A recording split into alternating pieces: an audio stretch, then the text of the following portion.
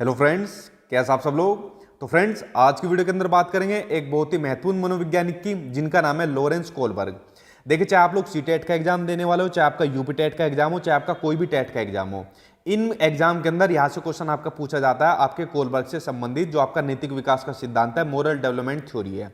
तो आज की वीडियो के अंदर इस सिद्धांत के बारे में मैं आपको चीजें डिटेल से पढ़ाऊंगा, ताकि कोई क्वेश्चन आपका छूट ना पाए। ठीक है, तो आप लोग समझते जाना जो जो चीजें आज की वीडियो के अंदर मैं आपको बताने वाला हूं। उसके अलावा जो बच्चे पहली बार आए हैं वो चैनल को सब्सक्राइब कर लेना, क्योंकि चाहे आपका सीटेट का एग्जाम हो, चाहे आपका यूपी टेट का एग्जाम हो, चाहे कोई भी टेट का एग्जाम हो, उसकी तैयारी मैं अपने यूट्यूब चैनल पर आपको करा रहा हूं। इसलिए आप लोग चैनल को सब्सक्राइब कर लेना, ताकि ऐसा इंपॉर्टेंट मटेरियल आपको मेरे यूट्यूब चैनल पर मिलता रहे। तो चलिए बात कर लेते हैं लॉरेंस कोलबर्ग की और उनके सिद्धांत के बारे में। देखिए, पहला तो क्वेश्चन सबसे ज्यादा यही पूछा गया है और कई कई बार पूछा गया है, वेरी वेरी इंपॉर्टेंट, कि जो है मोरल डेवलपमेंट जो थ्योरी है वो किसने दी थी, नैतिक विकास का सिद्धांत या नैतिकता का सिद्धांत किसने दिया था। तो वो दिया था लॉरेंस कोलबर्ग का। एक नंबर का एक क्वेश्चन बहुत बार आपके एग्जाम में पूछा जा चुका है। ठीक है, तो पहली चीज तो यही होगी।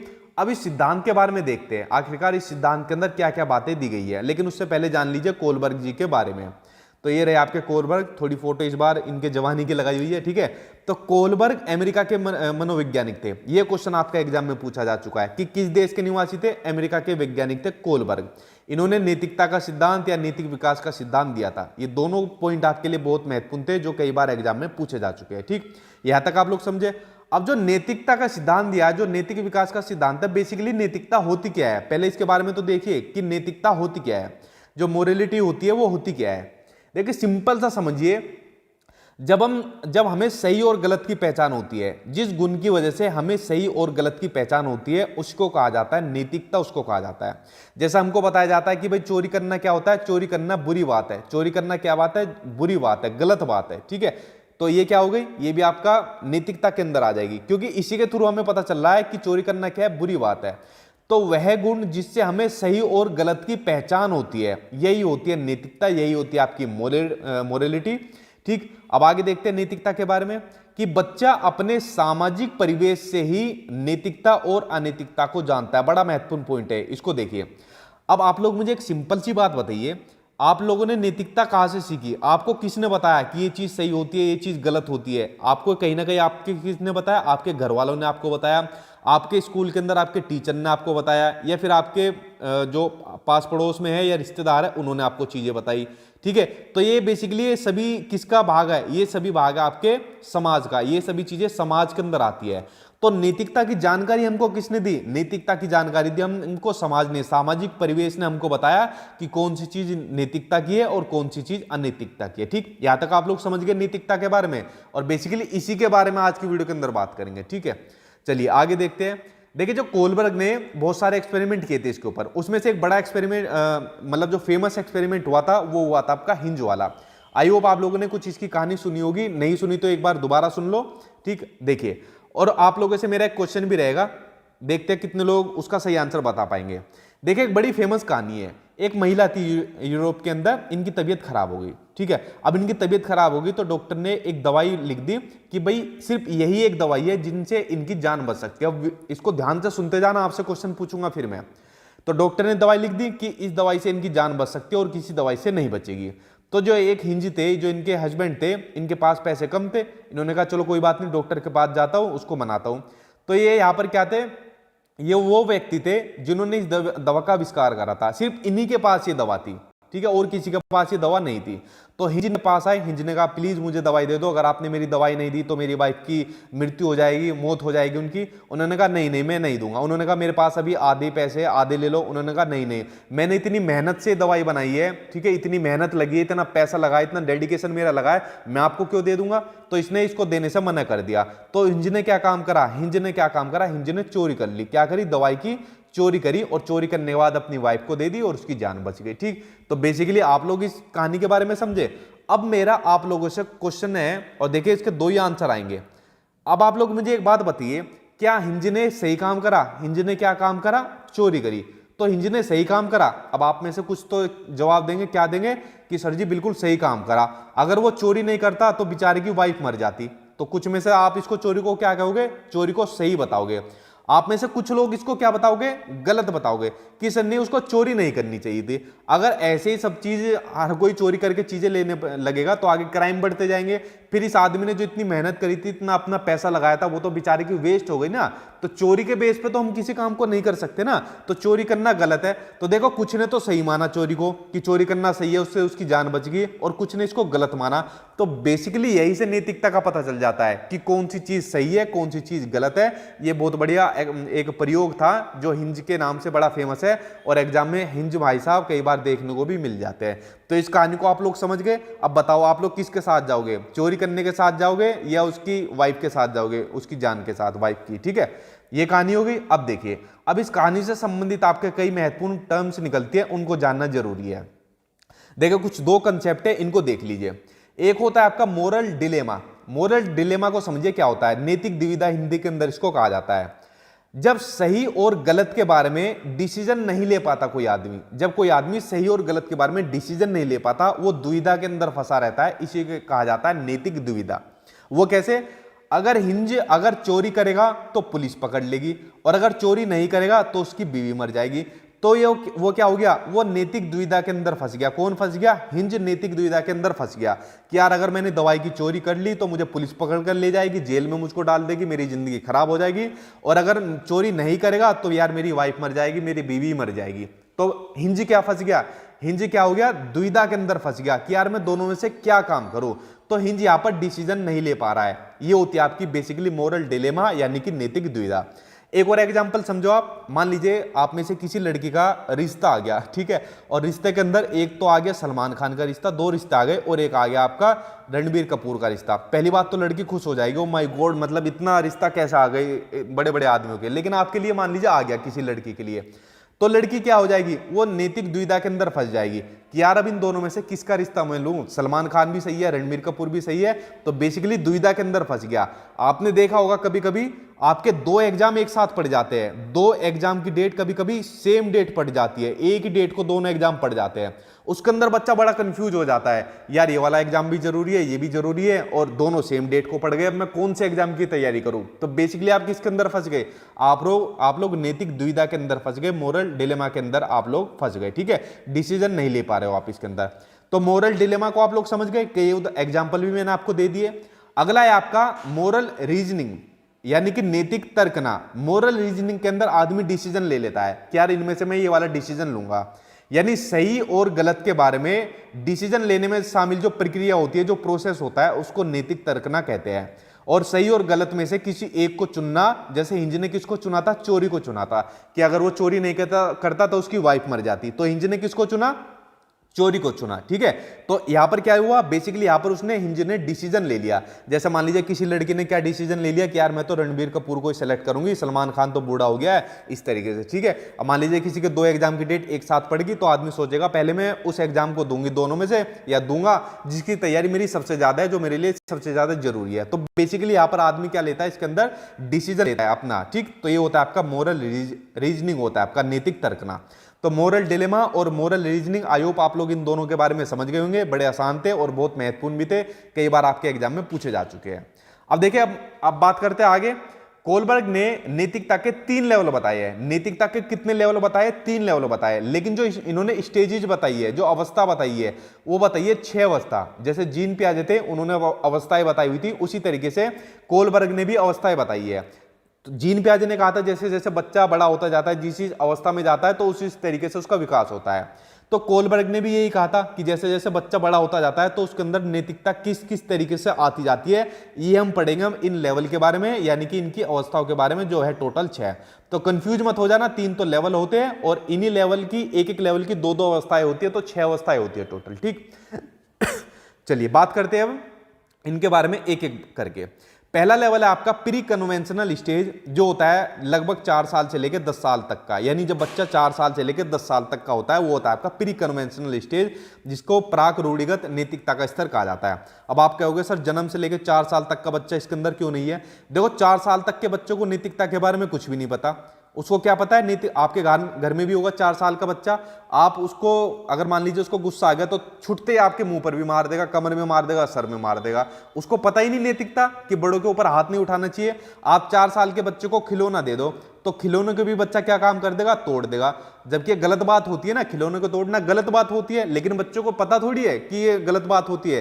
तो इसलिए जन्म से लेकर 4 साल तक के को नैतिकता के अंदर नहीं रखा गया, इसके बाद ही रखा गया है, ठीक है। तो पहला लेवल होता है आपका प्री कन्वेंशनल स्टेज। इसके अंदर क्या होता है, इस अवस्था में बच्चों को सही गलत के बारे में पता नहीं होता, यानी 10 साल तक के बच्चों को इसके बारे में भी यहां तक नहीं पता होता। इस अवस्था में नैतिक तर्कना जो होती है, जो नैतिकता होती है बच्चे के अंदर, वो दूसरे लोगों के मानकों के अनुसार होती है। अगर जो दूसरे मानक कैसे, हमारे घर के अंदर हमारे पेरेंट्स हो गए, भाई बहन हो गए, रिश्तेदार हो गए, उन्होंने कहा ये काम सही है तो ये काम सही है, ये काम गलत है तो ये काम गलत है, ठीक है। तो सही गलत के बारे में इस अवस्था के अंदर बच्चों को नहीं पता होता, सिर्फ दूसरों के मानकों के अकॉर्डिंग करता है। ये पहला लेवल है और इस लेवल के कितने भाग है, 2 भाग है। 3 लेवल है और तीनों लेवल के 2-2 भाग है, टोटल आपकी 6 अवस्थाएं हो जाएगी, ठीक है। अब देखिए यहां से आपके एग्जाम में क्वेश्चन आते हैं जो इनकी ये जो भाग दिए हुए हैं, अब इनके बारे में एक एक बात करके बात करते हैं। पहला है आपका पनिशमेंट एंड ओबीडियंस, यानी कि दंड एवं आज्ञा पालन उन्मुखता। यानी इस अवस्था के अंदर बच्चों की जो नैतिकता किस पर रहेगी, पनिशमेंट पर रहेगी या फिर आज्ञा पालन पर रहेगी। वो कैसे, देखिए वो रहेगी जब हिंज ने चोरी की तो बच्चों ने सोचा, जैसा आप लोगों ने सोचा कि अगर वह चोरी करेगा तो उसे क्या मिलेगी, उसे सजा मिलेगी, उसे पुलिस पकड़ कर ले जाएगी। तो बच्चों की नैतिकता किस पर रही, बच्चों की नैतिकता रहेगी पनिशमेंट पर, कि अगर हिंज चोरी करेगा तो उसको सजा मिलेगी, ठीक है। जैसे मान लीजिए फॉर एग्जाम्पल आपके घर में कोई मेहमान आ गया, आपके घर में जब कोई मेहमान आता है और आपके घर में छोटे बच्चे रहते हैं, आपके घर में कितने बच्चे कितने कह रहा हूं मैं, कैसे बच्चे रहते हैं, छोटे बच्चे रहते हैं, मान लीजिए 10 साल तक का बच्चा है।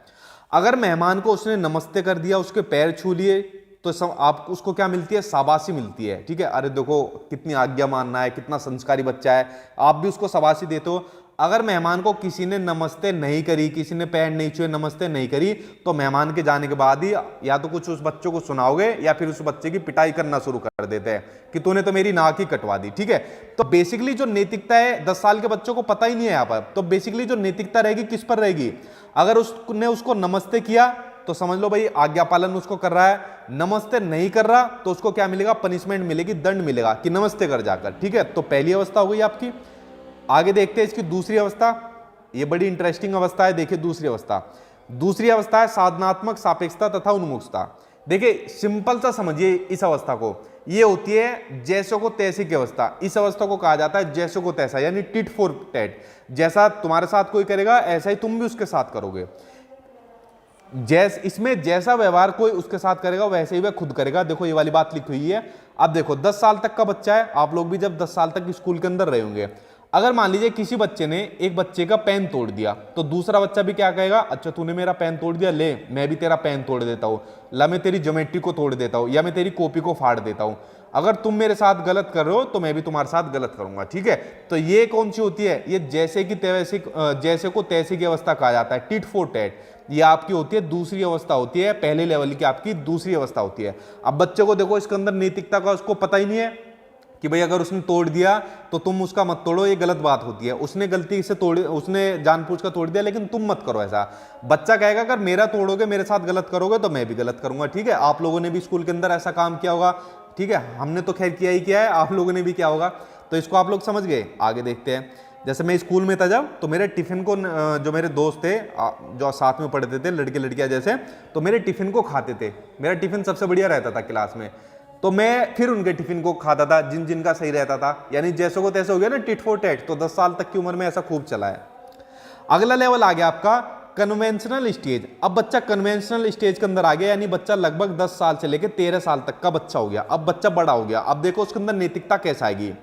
इस अवस्था में बच्चा दूसरे लोगों के मानकों को अपने अंदर समावेशित कर लेता है और उन्हीं के अकॉर्डिंग सही और गलत का डिसीजन लेता है। कैसे, जैसे मान लीजिए दूसरे लोग कौन हो गए, मम्मी पापा, टीचर हो गए, ये सब दूसरे लोग हो गए। अगर इन्होंने कहा ये काम सही है, ये बात सही है तो ये बात सही है, ये बात गलत है, ये काम गलत है तो ये बात गलत है, तो इस चीज को सही गलत को उस यानी दूसरे लोगों के मानकों को उसने अपने अंदर समावेशित कर लिया। ये होता है आपका कन्वेंशनल स्टेज के अंदर। जैसा जैसा दूसरों ने कहा, मम्मी पापा ने कहा और किसी ने कहा, उसको अपने अंदर समावेशित कर लिया, ठीक है। अब देखिए इस लेवल की अवस्थाओं के बारे में पढ़ते हैं।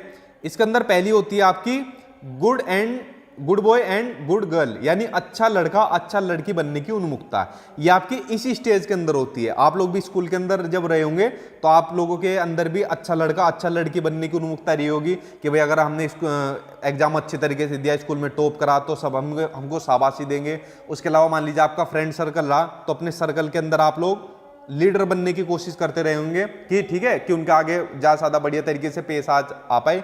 तो जो अच्छा लड़का अच्छा लड़की बनने की उन्मुखता होगी वो आपकी ये वाली अवस्था होगी। ठीक, अगली अवस्था है आपकी चौथी अवस्था। देखिए चौथी अवस्था में क्या होता है, अब देखो यहां पर बच्चा भी 13 साल तक का ही है। चौथी अवस्था होती है आपकी लॉ एंड ऑर्डर ओरिएंटेशन, यानी कानून और व्यवस्था उन्मुखता। इसमें बच्चा कानून तथा सामाजिक व्यवस्था को बनाए रखने की भावना विकसित करता है। वो कैसे? फॉर एग्जाम्पल, किसी बच्चे के पापा का एक्सीडेंट हो गया रेड लाइट पार करने पर, इसके बच्चे के पापा ने रेड लाइट को पार करा और किसी बच्चे के पापा का एक्सीडेंट हो गया। अब बच्चों को ये वाली बात बताई कि बेटा रेड लाइट पार नहीं करनी चाहिए, ठीक है, जब रेड लाइट ग्रीन हो जाए तभी पार करनी चाहिए। तो बच्चे ने समझ लिया कि रेड लाइट पार करनी नहीं चाहिए क्योंकि उसके पापा का एक्सीडेंट हो गया था, मौत हो गई थी। ठीक है, तो यहां पर बच्चा क्या काम कर रहा है? बच्चा जो कानून होता है, जो सामाजिक व्यवस्था होती है, उसको बनाए रखने की भावना विकसित करता है यहां पर इस वाली अवस्था के अंदर। इसको समझ गए आप लोग? आगे देखते हैं। अब बच्चा और बड़ा हो गया। अब कौन सी स्टेज के अंदर बच्चा आ गया?